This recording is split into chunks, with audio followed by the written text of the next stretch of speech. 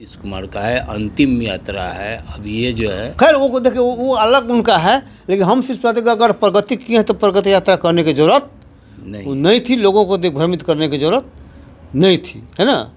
लेकिन खैर चलिए, लेकिन सबसे बड़ा सवाल है कि अभी अम्बेडकरवाद को लागू करना है, अम्बेडकर के विचारों को लागू करना है, और ये दोनों अम्बेडकरवाद के विचारधारा को ख़त्म करने वाले लोग हैं, लालू, नीतीश, बीजेपी और कांग्रेस। इसीलिए हम इनके विरोध में खड़े रहते हैं और बहुजन समाज पार्टी का डंका मजबूत हम लोग कर रहे हैं, और बहुजन समाज पार्टी ही अम्बेडकरवाद को मजबूत करेगी। इसके अलावा किसी का बस तो का बात यहाँ नहीं। मजबूत नहीं है सर, आपके भी यहाँ मजबूती नहीं है। आप कैसे आप डंके की चोट पर कर ना रहे हैं? इसलिए देखिए, अभी अम्बेडकर को मानने वाले सबसे ज़्यादा लोग हैं कि नहीं हैं, है। लेकिन अम्बेडकर के विचार को लोग समझने वाले नहीं हैं।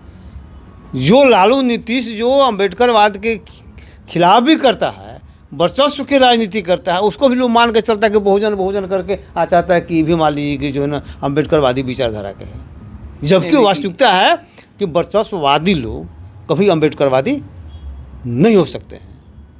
अपने सत्ता हासिल करने के लिए दूसरे का हक छीनने वाले लोग कभी भी अम्बेडकरवादी नहीं हो सकते हैं, इसीलिए हम लोग उसका विरोध करते हैं। ठीक है, ये ठीक है। हाँ। कुछ दिन पहले कांग्रेस के नेता हाँ। एक प्रेस कॉन्फ्रेंस की जिसमें मायावती को बोला गला घोट देना चाहिए। इस पे क्या कैसे देखते हैं? अब देखिए, आपको मैं बता रहा हूँ कि कांग्रेस पार्टी जो है शुरू से अम्बेडकरवादी विचारधारा के विरोध रही है। बाबा साहब जब रिपब्लिकन पार्टी ऑफ इंडिया बनाए थे तो कांग्रेस का था कि उसको ख़त्म कर दिया जाए, और धीरे धीरे सबको फोड़ के उन लोगों ने आरपीआई को ख़त्म कराया। अब बहुजन समाज पार्टी को अब एक ही पार्टी बची है जो अम्बेडकर के विचारों पर चलने वाली पार्टी है, उसको भी ख़त्म कराने के लिए साजिशन जो है कांग्रेस के लोग लगे हुए हैं। उनके दिमाग में ये बात है कि अगर बीएसपी ख़त्म होगी तो एससी एसटी का वोट हमको मिल जाएगा, बहुजनों का वोट मिल जाएगा, ये इनका दिमाग पर बना हुआ है। लेकिन सही बात ये है कि जनता समझदार है, बहुजन समाज के लोग बहुजन इसको बात को समझ रहे हैं और आपको सबक सिखाएंगे। और जहाँ तक उदित राज का बात है, चमचागिरी की भी हद होती है भाई। आप कौन सोशल जस्टिस के पुजारी हो गए भाई? कैसे आप आरोप लगा दिए मायावती पर कि वो सोशल जस्टिस के विरुद्ध काम करती है?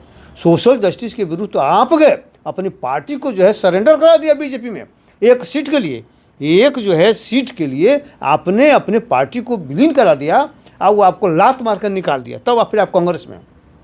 बहुजन समाज पार्टी तो अपने शर्तों पर समझौता किया ना, वो आपके जैसा किसी में विलय नहीं किया, समर्पित हुआ नहीं, और अपना सरकार अपने बदौलत बनाई और दूसरे का सहयोग लेकर बनाई, लेकिन अपने शर्तों पर राजनीति किया, अपने शर्तों पर समझौता किया, दूसरे के शर्तों पर समझौता नहीं किया। तो मायावती बहन मायावती जी के सामने आप उसके धूल जो है ना, उसके पैर के धूल के बराबर आप नहीं हैं उदित राज जी।